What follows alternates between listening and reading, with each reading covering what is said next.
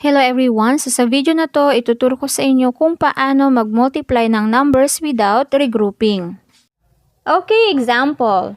157 times 34. Ito ang unang step na gagawin natin. Step number 1, multiply 157 by 4. Okay, so 4 times 7 equals 28. And then, 28, we write 8 sa product, and then carry 2. Ang susunod nating imumultiply ay yung 4 at 5. So, 4 times 5 equals 20. And then next, plus yung carry na to kanina. So, we have 20 plus 2 equals 22. Isusulat natin yung 2 which is yung ones sa product at yung isang 2 which is tens sa carry. And then next step, imumultiply natin yung 4 and 1. So 4 times 1 equals 4. And then i-add natin yung carry na 2 which is, now we have 4 plus 2 equals 6. So, 157 times 4 equals 628. Okay, and then the next step, imumultiply natin yung 157 by 3. So, 3 times 7 is 21. Isusulat natin yung 1 sa product which is under ng 2 at yung 2 i-carry natin. Ayan, nasa taas siya ng isa pang carry na to kanina which is yung green. Okay, ngayon is 2.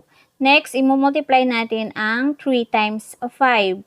3 times 5 equals 15.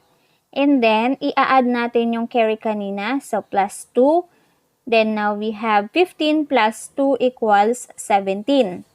And then, isusulat natin yung 7 under ng 6. And then, carry 1. Okay, next step. Mumultiply natin ang 1 at 3. So, 3 times 1 is 3. Plus yung carry natin, yung 1 which is the blue. So, 3 plus 1 equals 4. So, isusulat natin ang 4 sa product.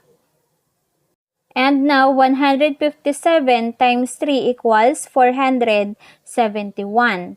Ang next step na gagawin natin ay add the partial products to get the final product. So, i-add natin yung dalawa, yung 628 plus 471.